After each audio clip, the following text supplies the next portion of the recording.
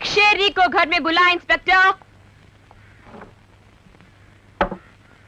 तो पहले ये बताओ कि उसके खाने और रहने का इंतजाम क्या है? तुमसे पहले बड़े बड़े शेर दहाड़ते हुए आए थे यहां। जब वो यहां से गए थे ना, तो उनमें भौंकने की ताकत नहीं थी। जिन्हें तुम शेर कह रहे हो इंस्पेक्टर, वो किसी और कबीले से आए होंगे। जंगावर कबीले के शाखा का नाम सुना है तुमने? उसके सामने अगर ऐसी बात की होती तो तुम एक कुर्सी और वर्दी समेत दांतों तले चबा लेता और गले के नीचे उतारने के लिए पानी भी न मांगता।